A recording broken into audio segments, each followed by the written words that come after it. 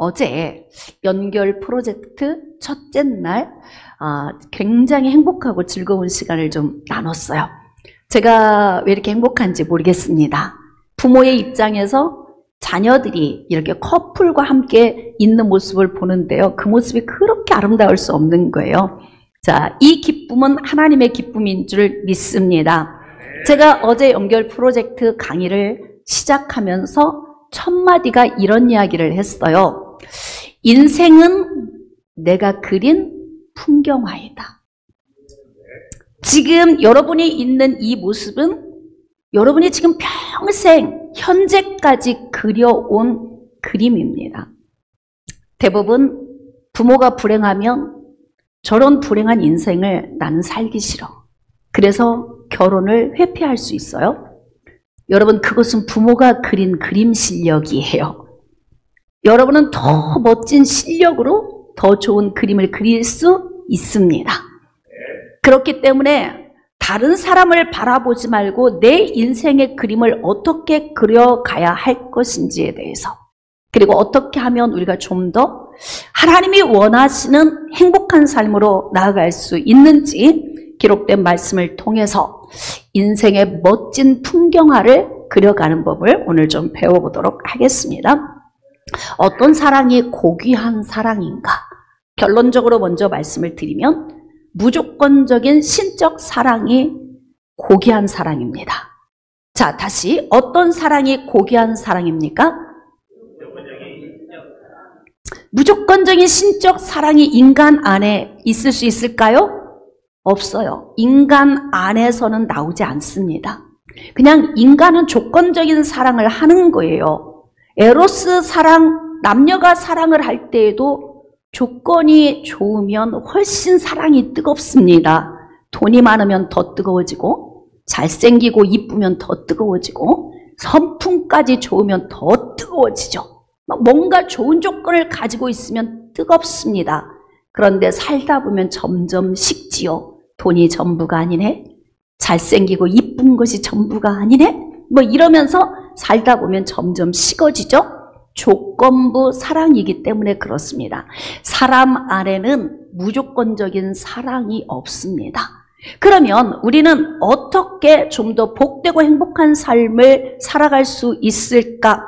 무조건적인 신적 사랑을 우리가 소유할 때 우리가 행복한 삶을 살 수 있습니다. 제가 우리 청년들을 이제 8주 동안 케어를 하는데 어른들의 눈에는 보이죠. 예, 다 나름대로 나는 다 괜찮고 나는 멋있고 나는 잘 살아왔고 다 이렇게 생각하겠지만 더 많은 인생의 연륜이 있는 사람들이 바라보면은 좀 더 빚어지면 좋겠다. 이런 생각을 할 수 있어요. 근데 저는 어떤 생각을 했냐면 우리 청년들을 볼 때 이들이 앞으로 정말 행복하게 살려면 좀 빚어졌으면 좋겠다. 이런 생각이 들었어요. 제가 성도들에게도 가르칠 때 아무리 사랑하고 아무리 가까워도 나를 다 보이지 말아라. 다 보이면 실망스러워요. 왜 그렇습니까? 우리 속에 뭐 멋있는 게 있습니까? 죄의 본성이 있는데 이걸 다 보이면 멋있을 수가 없지요. 연애할 때는 그나마 가끔 만나니까 그리움도 있지만 결혼을 해서 한 집에 살게 되면 모든 걸 다 보면 그때는 그냥 체념하고 살게 되는 거예요. 그러니까 행복한 삶을 살려면 어떻게 해야 되느냐? 우리가 조건적인 사랑을 넘어선 무조건적인 신적 사랑을 소유할 때 우리는 행복한 삶을 살 수 있어요. 여러분, 연애하기를 두려워하지 마세요. 나이를 먹었어도 먹은 사람이 먹은 그 수준에 맞는 그 사랑이 있고 젊은이들은 젊은이들만의 사랑이고 다 있어요. 근데 부모들은 자녀들이 남자가 여자를 만나고 여자가 남자를 만나서 사랑하는 모습을 보면 기뻐야 됩니다. 맞습니까? 해보셨잖아요. 여러분들도 다. 그 사랑이 얼마큼 행복한지. 그러나 그 사랑이 얼마나 불완전한지 우린 다 알고 있어요. 그래서 사랑을 하지 말아라 라는 것보다 서로 만나서 사랑을 하고 그 사랑이 좀 더 불완전해서 완전한 방향으로 가도록 우리 부모 세대는 자녀들을 선한 길로 이끌어줘야 하는 그런 선한 의무가 있어야 하는 거예요. 이미 사랑을 시작했다면 너무 단속하지 마세요. 그러면 어찌 보면은 사랑에서 실패할 수도 있어요. 저는 젊은이들이 남자와 여자가 만나서 사랑하는 것은 굉장히 아름답다고 생각을 합니다. 그래서 연애를 주저하지 말고 성년이 되고 부모가 이제 관리하지 않아도 될 나이가 되면요, 부모가 너무 구속하면 안 돼요. 부모는 자녀들에게 맡기고 알아서 본인들이 삶을 선택할 수 있도록 주위에서 잘 가르쳐야 돼요. 그리고 선택은 누가 하는 거예요? 뛰는 선수가 이제 선택을 하는 겁니다. 자, 그래서 부모 세대에서 자녀를 볼 때에 연애하는 모습을 보면 참 행복하다. 그리고 그들의 모습을 보면서 기쁘다. 제가 그런 생각을 했습니다. 자, 여러분, 이제 불완전한 사랑이 좀 더 완전한 대로 가려면 무조건적인 신적 사랑이 우리에게 임하여야 됩니다. 자, 무조건적인 신적 사랑이 무엇일까요? 이제 여러분이 한마디로 좀 정리를 한번 해보세요. 각자. 요한 1서 4장 9절. 자, 우리 한 목소리로 함께 합독합시다. 9절 시작. 하나님의 사랑이 우리에게 이렇게 나타난 바 되었으니 하나님이 자기의 독생자를 세상에 보내심은 그로 말미암아 우리를 살리려 하심이라. 무조건적인 신적 사랑을 한마디로 요약을 하면 죽은 자를 살리는 사랑이에요. 그러니까 우리가 삶 속에서 회복시키는 사랑, 살리는 사랑, 전진시키는 사랑, 행복하게 만드는 사랑, 긍정적으로 나아가게 하는 사랑, 그래서 모든 부분에서 소생시키는 사랑이라면 이 사랑이 바로 무조건적인 신적 사랑이다. 연애할 때 티격태격 싸우고 서로 안 맞아서 힘겨운 건 그럴 수 있어요. 왜냐하면 세상에서 나와 똑같은 사람은 한 사람도 없거든요. 다 달라요. 그래서 만나면 서로 다른 것 때문에 마찰이 있을 수 있어요. 그런데 서로 이렇게 부딪히는 이런 부분에서 젊은이들이 오래 참지 못하고 이 사람은 이런 게 싫어. 그리고 포기해버리면 결혼 못해요. 그럼 어떻게 해야 되느냐? 연애는 좀 긴 시간을 두고 정말 어떤 경우에는요 99%가 좋고 1%가 단점인데 첫 만남에서 그 1%를 들켜버리는 사람이 있어요. 그러면 싫어. 한번 만나고 왔는데 별로야. 이럴 수 있는데요. 두 번째 만나면 99%의 좋은 점만 볼 수도 있어요. 그래서 저는 연애라고 하는 부분을 너무나 극단적으로 한두 번 보고 평가하는 것이 아니라 그 사람 안에 있는 좋은 장점과 또 내가 뭔가 깎아줘야 하는 단점을 잘 분석하면서 그 연애의 시기를 잘 보내면 그 다음 단계 복된 결혼의 단계까지 나아갈 수 있어요. 그것을 해주고 싶은 거죠. 어른의 입장에서 또 영적 지도자의 입장에서 성경적 말씀의 원리를 통해서 우리가 잘못 살아왔던 실패했던 불행했던 그러한 삶을 우리 자녀들이 가지 않도록 하게 하기 위해서 이제 교회가 나서서 이런 일들을 하기 시작하는 거예요.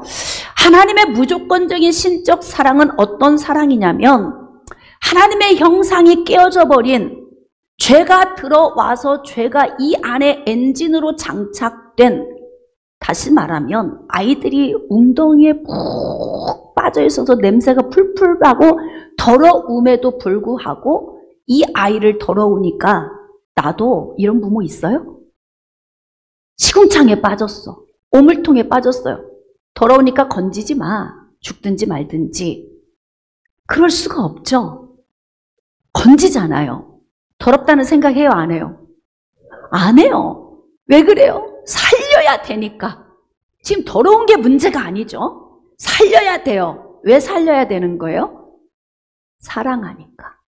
이 사랑의 원리는 이런 거예요. 사랑의 원리는 상대방이 더러운데 더럽다고 생각을 안 하는 거예요. 안 더러운 게 아니고 모르는 게 아니고 안 보이는 게 아닌데 그 더러움을 보는 것이 아니라 사랑의 힘으로 살리고자 하는 마음이 먼저 앞서는 것입니다. 이것이 무조건적인 신적 사랑이에요. 우리가 죄에 빠져서 하나님의 형상이 깨졌습니다. 그리고 더럽습니다.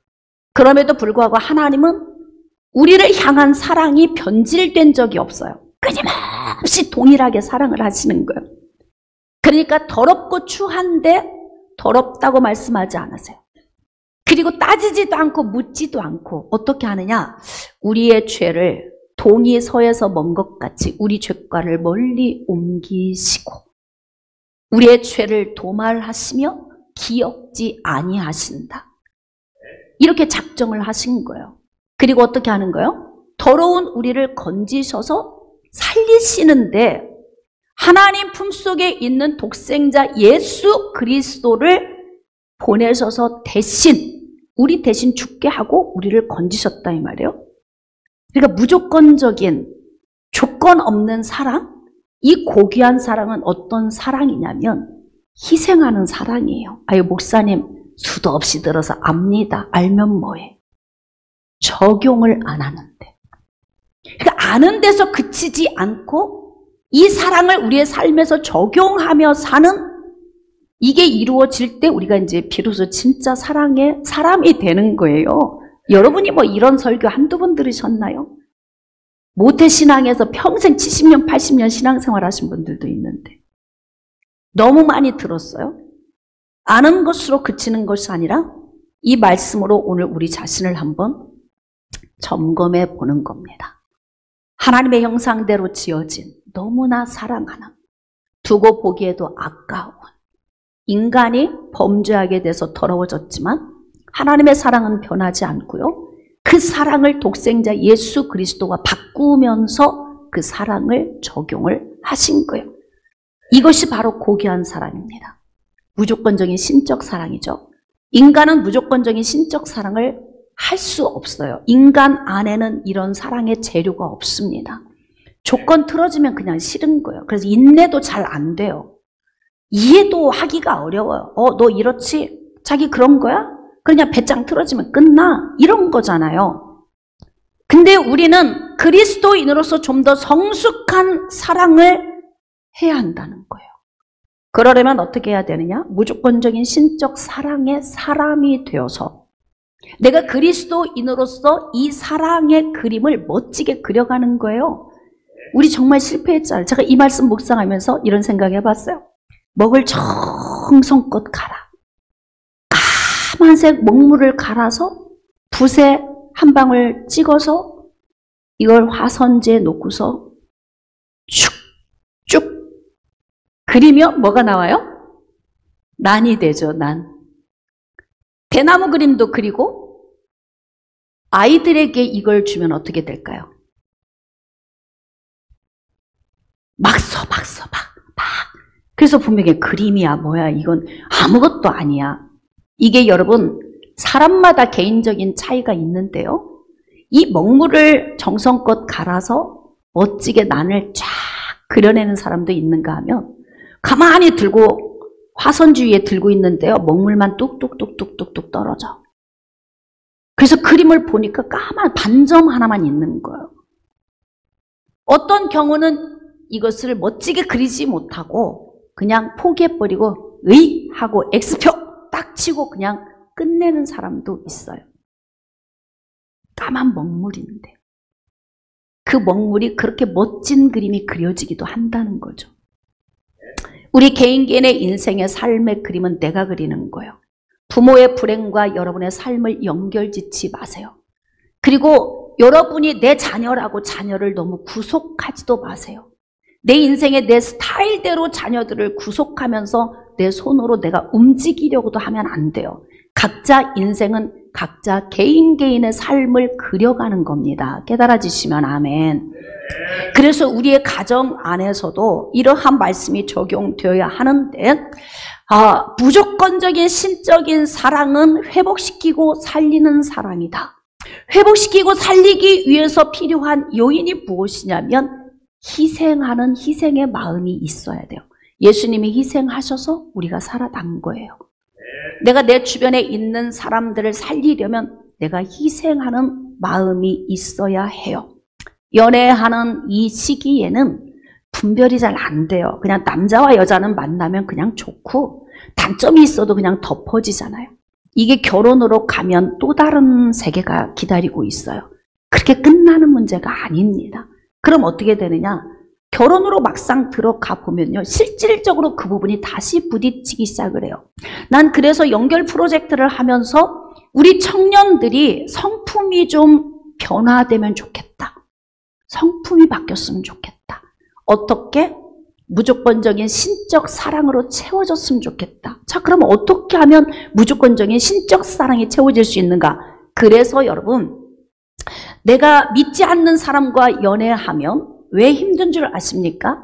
나는 배우고 훈련을 해서 나는 아가페적인 이 신적 사랑을 소유하는데 상대방에게 그러한 사랑이 없으면 손바닥이 마주쳐야 사랑을 할 거 아니에요. 안 되는 거예요.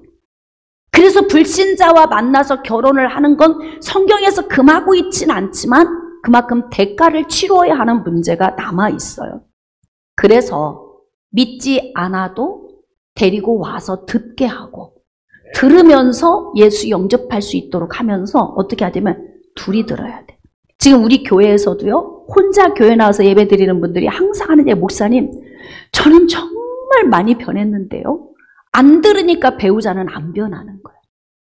그러니까 이게 행복으로 갈 수 있을까요? 어려워.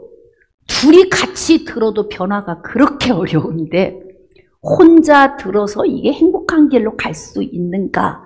이게요, 사람과 사람이 가는 게 이렇게 복잡, 미묘합니다. 간단하지 않아요. 그런데 어쨌든 우리 자녀들의 삶이 좀 행복했으면 좋겠다. 그래서 오늘 자녀들은 좀 더 귀를 열고 들으시고요.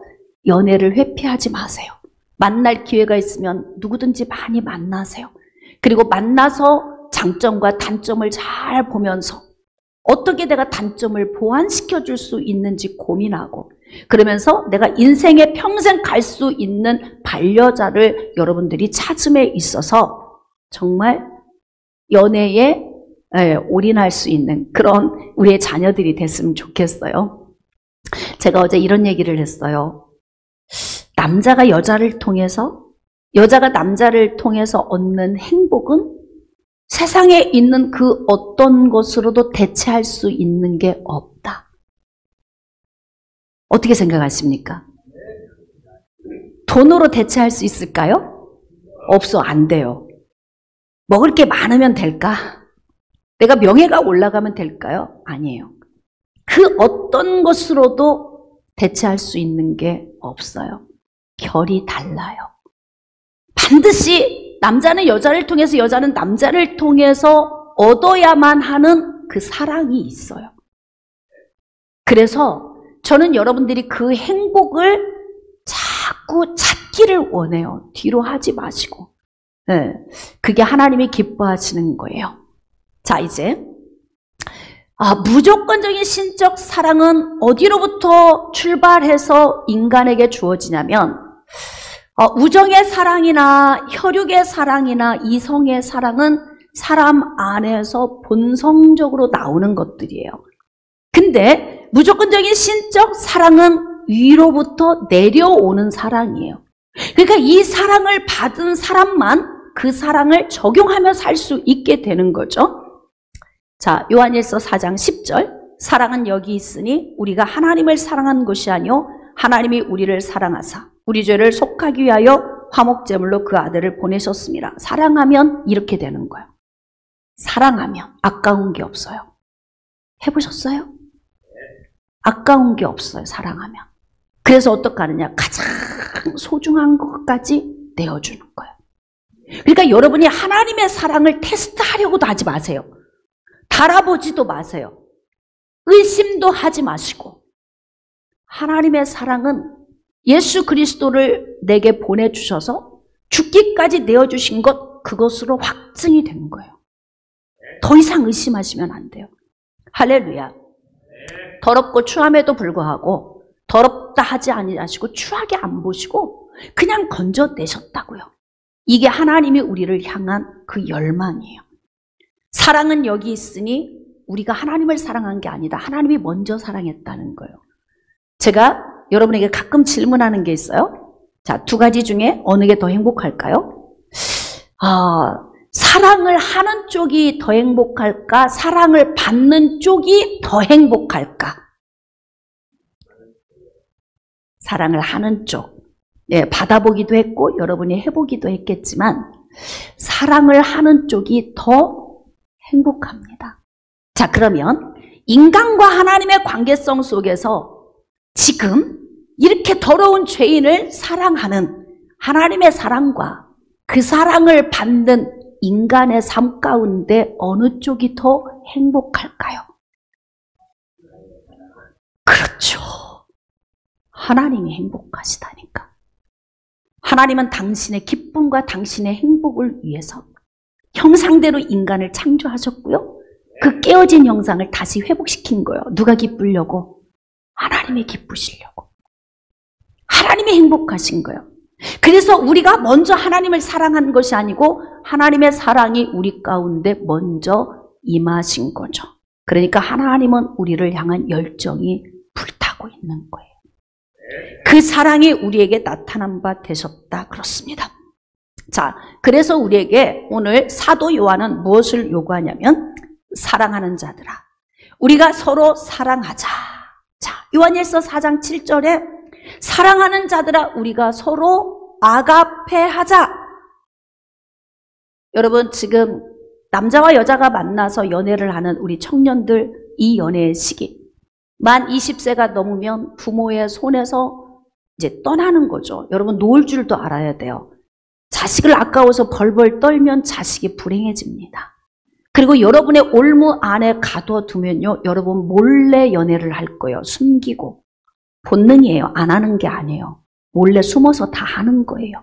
그러니까 어떻게 오픈하고, 그리고 대화하면서, 그러면서 내 자식의 진정한 행복을 위해서 우리가 해줘야 될 말이 무엇이고, 어떤 기도를 해줘야 하면 어떻게 우리가 가이드를 해줘야 되는지 부모의 세대는 이것을 오픈해야 할 필요가 있어요.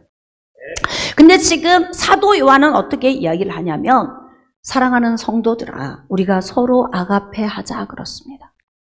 서로 아가페 해야 회복이 되는 거예요. 한쪽은 아가페 사랑을 받았어. 예수 그리스도가 믿어져요.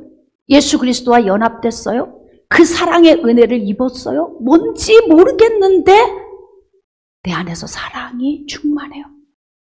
제가 경험한 조건 없는 신적 사랑은요, 계산이 안 되더라고. 그것을 하나로 제가 한마디로 표현을 하라고 한다면 제가 경험한 무조건적인 신적 사랑은 영혼 사랑이에요. 영혼 사랑. 영혼 사랑을 하게 되면요, 배려가 나와요. 내가 이렇게 하면 저 사람이 불행해지겠지? 그러면 인내가 되고 참아지는 거지. 절제가 되는 거예요. 내가 하고 싶은 말을 다 하고 살지는 않아요. 무조건적인 신적 사랑은 우리에게 이러한 은혜를 주세요. 그래서 어떻게 하냐면 하나님이 내게 주신 자녀도 영혼, 한 영혼으로 보는 거예요. 배우자를 바라볼 때도 한 영혼으로 바라보는 거죠. 제가 이제 가끔씩 영상에서 뭐 부부가 이렇게 힘들게 싸웠다 막 이런 내용을 다룰 때 이런 내용이 나올 때 좀 안타까울 때가 있어요. 60대의 남자들이 눈물을 흘리다. 왜 흘리냐? 남자들끼리 모여서 수다를 떠는데 이런 얘기를 해요. 우리는 돈 버는 기계였어. 새벽에 나가서 밤까지 일만 하고 돈을 벌어다 그냥 다 갖다 줬어. 그리고 은퇴하고 나서 뒤를 돌아보니까 내 젊음이 다 지나갔어. 그러면서 60대 초반의 남자들이 눈물을 흘리는 거예요. 설 자리가 없어. 설 자리를 왜 안 준 거예요? 부인들이 설 자리를 안 준 거죠. 왜 안 준 거예요? 그 수고를 인정하지 않는 거죠. 난 그런 걸 보면서 참 여자들이 이기적이고 나쁘다. 그러니까 배려의 사랑이 없는 게, 한 영혼을 사랑한다면 새벽부터 나가서 밤까지 사표를 몇 번 쓰고 싶었어요. 김덕순 안수 집사님. 네?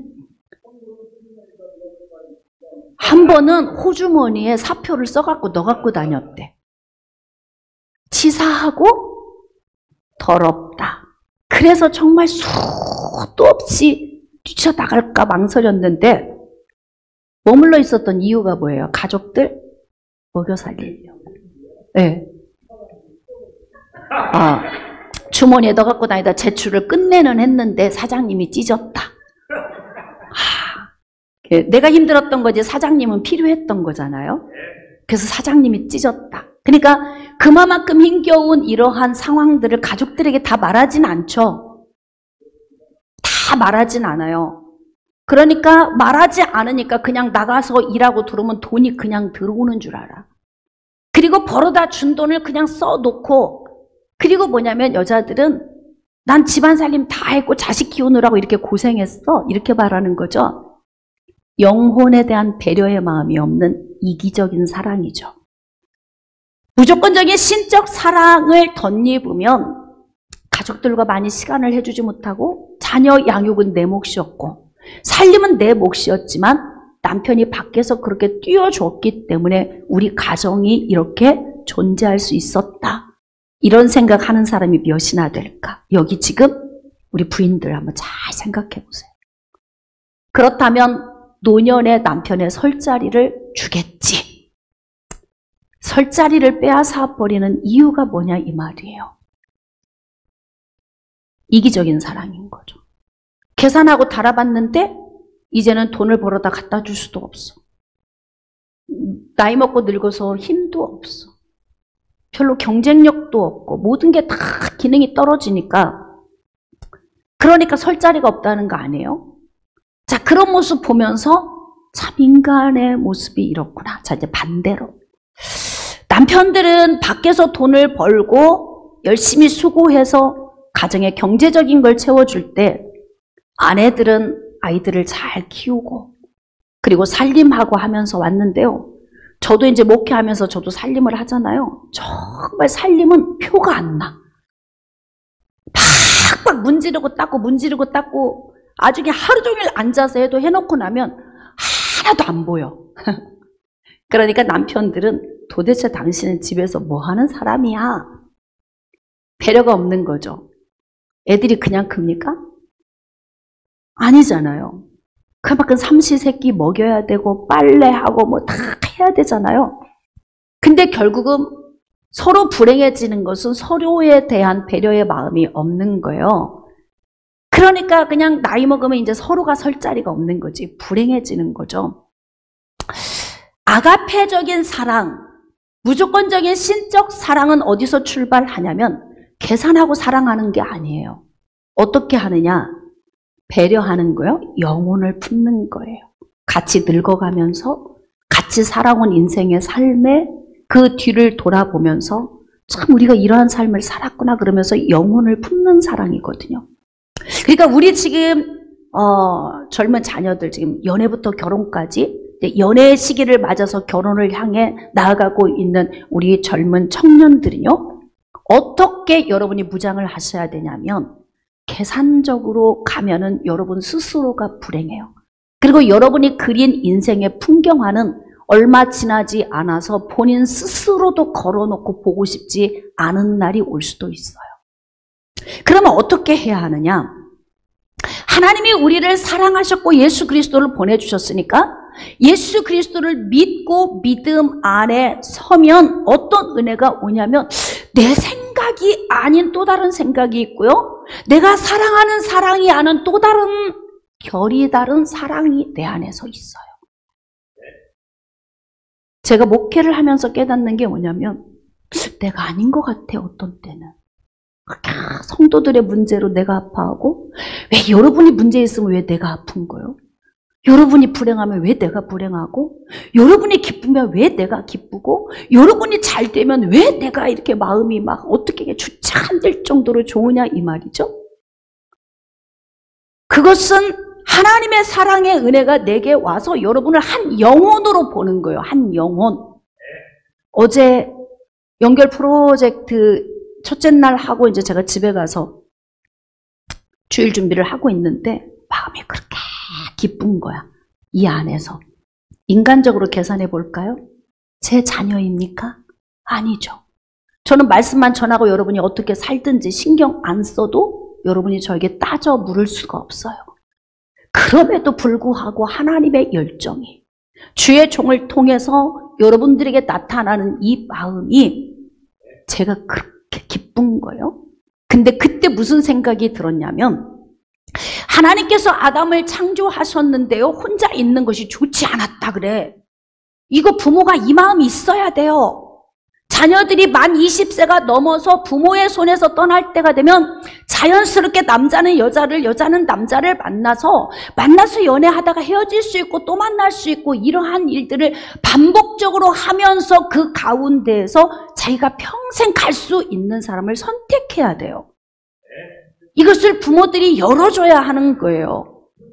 부모의 세대가 깨달아지십니까? 자녀를 내 손으로 움직이려고 하지 마세요. 자녀들이 부모의 손을 떠나는 만 20세가 되면 여러분들이 좋은 가이드가 되어서 어떻게 해야 되는지를 잘 가르쳐야 돼. 가정 안에서 이거 잘 안 되잖아요. 그러니까 주의 종이 나서서 하는 거예요. 이것을. 네? 가정에서 해야 할 일을 주의 종이 하는 거예요. 아담을 잠들게 하고 갈빗대를 취하고 그리고 오목조목 하와를 만들어서 아담에게로 이끌고 갈 때 하나님의 발걸음은 어떤 느낌이셨을까? 제가 그 마음을 어제 깨달았어요. 커플들이 와서 앉아 있는데 내가 그렇게 좋은 거야. 역시 남자는 여자, 여자는 남자와 함께 있을 때가 가장 안정적이더라고. 네? 그러니까 하나님께서 그 모습을 보시면서 발걸음이 너무 가벼워. 야, 내가 하와를 데리고 아담에게 이끌고 가면 아담이 얼마나 좋아할까? 얼마나 기뻐할까? 우리 왜 선물 사가지고 가면 선물 받는 사람이 얼마큼 좋아할까 막 기대감이 있잖아요. 그러는 것처럼 하와를 하나님께서 만드시고 아담에게로 이끌어 가실 때 그 발걸음이 어제 내 기분 같았었겠구나. 그 마음이 오는 거예요. 그러니까 결국 우리 교회가 지금 하고 있는 연결 프로젝트는 누가 기뻐하신다? 하나님이 기뻐하신다. 하나님이. 그래서 아담에게 하와를 데려다 줬더니 뭐라고 이야기해요? 시작. 이는 내 뼈 중에 뼈요, 살 중에 살이라. 뭐가 아주 최고의 감탄사를 올리는 거죠. 그래서 제가 아까 얘기했죠. 남자가 여자를 통해, 여자가 남자를 통해 얻는 이 행복을 대체할 수 있는 게 없다. 돈으로 인해 얻는 만족과 결이 다르고 명예를 통해 얻는 만족과 결이 달라요. 그래서 자녀들은 자연스럽게 남자는 여자를, 여자는 남자를 만나서 연애하는 것이 자연스럽게 이루어져야 돼요. 어제 이제 부모님들도 좀 오셔서 같이 들었는데 교회에서 이게 이루어져야 된다. 우리 젊었을 때는 약간 유교적인 사상이 있어서 막 이런 걸 부끄러워하고 이런 걸 다루는 게 그랬는데요. 제가 이제 마지막 연애와 결혼 마지막 4강. 이제 어떻게 하면 부부가 행복할 수 있는지 마지막 도장을 찍는 그 부분에서 성경적인 지식을 총동원해서 제가 이제 가르칠 건데 여러분 하나님이 우리에게 주신 이 행복을 여러분은 얼마큼 관리하고 있습니까? 지금 불행하시다면 우리는 그동안 무조건적인 신적 사랑을 받았지만 적용하지 못한 거예요. 매일 똑같은 이야기지만 나 많이 들었는데 그리고 귀를 닫으시면 안 되는 이유가 많이 들었으면 여러분이 행복해야 하고 그 행복의 적용을 지금 하고 살아야 하고 그것으로 인해서 하나님의 신적 그 감동 감화가 여러분 안에 있어야 돼요. 그래서 하나님께서 우리에게 요구하시는 건 우리가 서로 사랑하자. 아가페 사랑으로 덮자. 그러니까 혹시 여러분들이 연애하고 있는데 불신자다. 그러면 반드시 교회로 이끌어와야 여러분이 행복해요. 누구를 위해서? 그럼요. 여러분 자신을 위해서예요. 불신자를 만나도 괜찮아요. 성경은 허용하고 있으니까. 그러나 중요한 건 기도하면서 교회로 인도해 와야 돼요. 그리고 듣고 변화를 해야 둘이 같이 들어야 이게 같이 회복이 될 수 있다는 거죠. 자, 하나님께 속한 것이다. 사랑하는 자마다 하나님으로부터 나서 하나님을 알고. 그러니까 여러분들이 이 설교 들었어요. 늘 66권에서 설교하는 걸 저와 여러분이 15년, 20년, 30년 가면 매일 들은 얘기 또 듣고 들은 얘기 또 듣는 거예요. 66권 안에서 하니까. 근데 중요한 건 뭐냐? 듣는 데서 끝나서 이렇게 문제가 생기는 거예요. 적용을 안 하시니까. 아가페는 하나님께 속한 거래요. 그래서 하나님께 속해서 그 하나님과 함께 연합이 되고 그리스도로 말미암아 하나가 되면 어떻게 되냐면 내가 아닌 또 다른 내 속에 또 다른 결이 다른 아가페가 내 안에 존재하고 있어요. 왜 자식들을 죽입니까? 왜 상대방을 불행하게 합니까? 조건적인 사랑만 담고 사니까 그래요. 조건 틀어지면 죽이기도 하고 토막살인도 하고 실컷 몸 다 섞고 살았는데도 토막살인해서 버리는 거 보세요. 네? 물속에 빠뜨려 죽이고 이런 걸 보면서 우리는 언제라도 그렇게 할 수 있는 존재이지만 하나님이 우리에게 요구하시는 사랑은 어떤 사랑이냐면 하나님께 속한 사랑에 대한 훈련이 돼야 한다. 하나님께 속한 사랑. 그러니까 여러분 안에 그 하나님의 사랑이 있으면요, 좀 부족해도 저 영혼이 사랑스러워 보이는 거예요. 그러니까 영혼이 사랑스러워 보이는 그 사랑이 아가페 사랑인 거예요.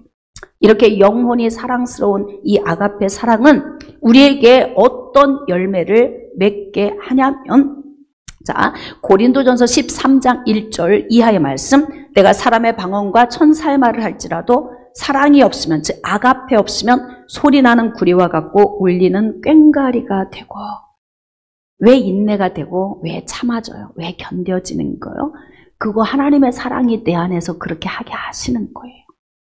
아무나 하는 게 아니에요. 예수 그리스도의 사랑이 여러분 안에 임하셨어요? 안수 집사님? 아가페 사랑 있어요? 저를 보시고 대답하죠. 네? 있어요? 적용하시는 거예요? 적용하고 있어요? 자녀들을 다 연결 프로젝트에 아직도 애들이 어린데도 막 데려다가 목사님 하시는 말씀 듣게 하려고 막 다 데려다가 앉혀놨어. 네. 성인이 아직 안 돼, 이제 성인이 거의 돼가고 있지. 유진이는 아직 18인데도 와서 한마디라도 듣게 하려고 막 데려다 앉혀놓은 거예요. 왜? 하나님의 신적 사랑을 알고 있는 거죠. 들으면 변화된다는 걸 알고 듣고 삶에서 적용하는 게 얼마나 필요한 걸 알기 때문에 그러는 거예요. 자, 그래서 사랑이 없으면 아무것도 아니다. 바울은 고린도 교회 성도들에게 그렇게 외치고 있어요. 예언하는 능력이 있으면 뭐해? 비밀 모든 지식 다 알고 있어. 목사님 그 설교 본문 지금 얼마 전에 또 하셨잖아요.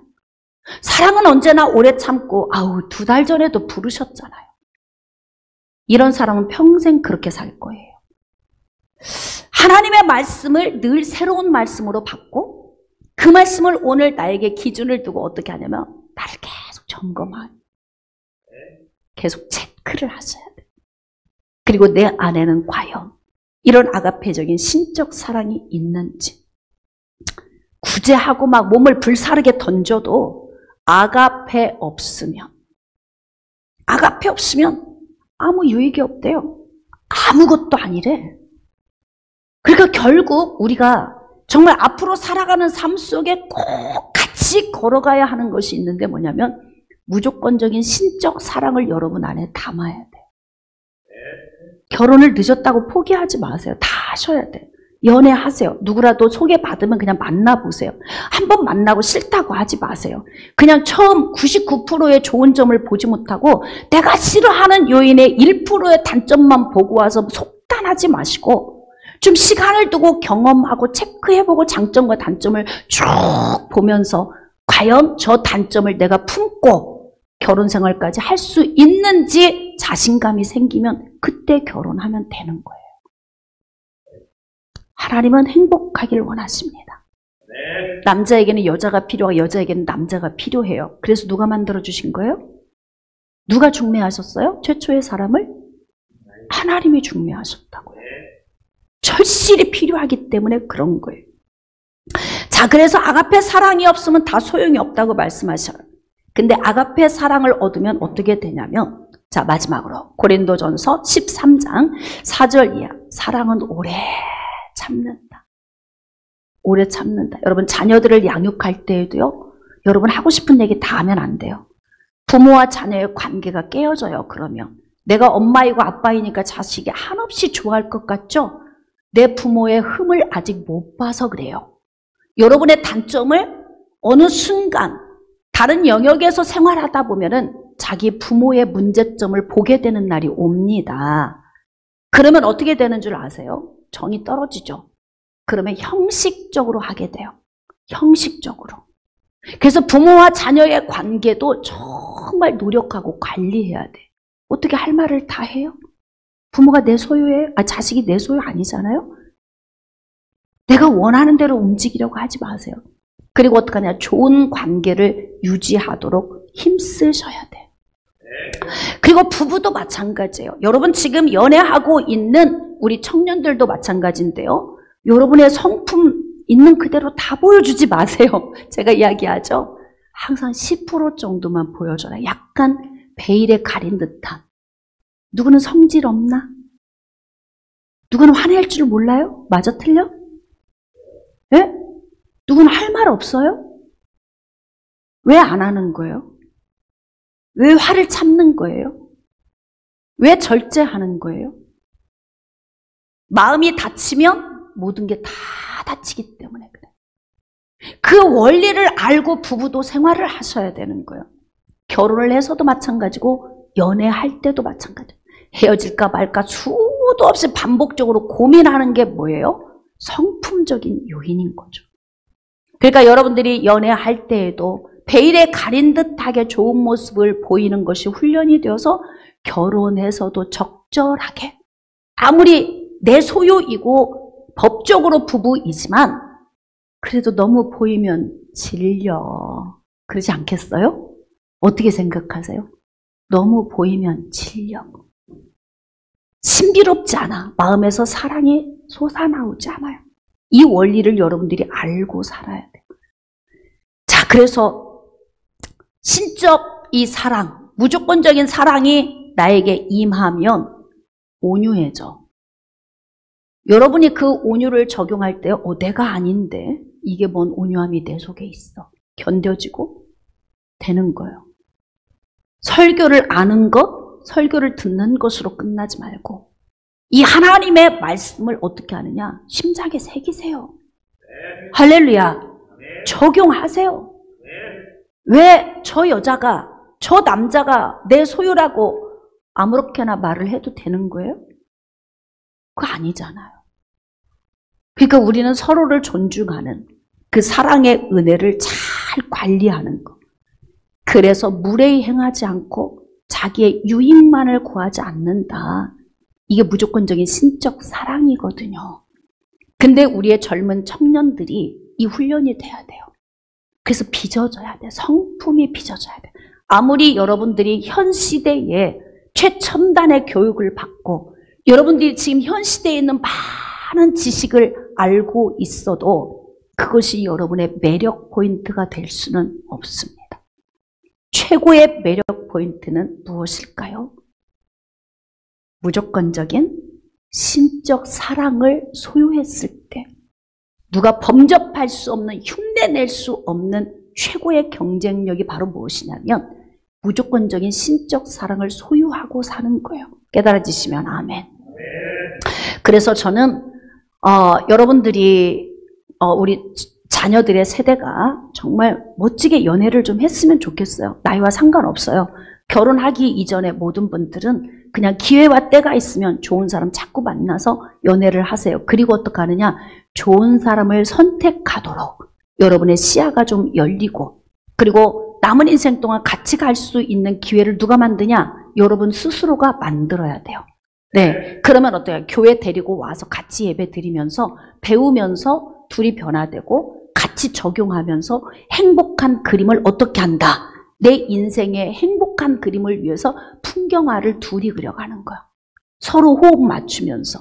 그러면 정말 아름다운 인생의 풍경화가 그려질 수 있습니다. 자, 이제 말씀을 좀 정리하도록 하겠습니다. 이것은 선택입니다. 여러분의 인생의 그림을 멋지게 그리든 여러분의 인생의 그림을 형편없이 그리든 이것은 각자 저나 여러분이나 선택에 달려 있어요. 저는 여러분들이 하나님의 그 고귀한 사랑을 좀 받아서 고귀한 사랑을 적용하면서 멋지게 좀 그림을 그려냈으면 좋겠어요. 누가 기뻐하실까? 하나님이 얼마나 기뻐하시겠습니까? 하나님은 우리 자녀들의 이 연애하는 모습조차도 귀하게 보십니다. 그래서 우리 부모들은 적극적으로 자녀들의 연애를 돕고 또 이들의 갈 방향과 나아갈 길을 잘 가이드하면서 우리의 자녀들이 행복한 길로 나아갈 수 있도록 고귀한 사랑을 여러분의 삶의 가정의 자녀들 속에 적용해서 그래서 아름다운 복된 삶을 살아가 주시기를 주님의 이름으로 축복합니다.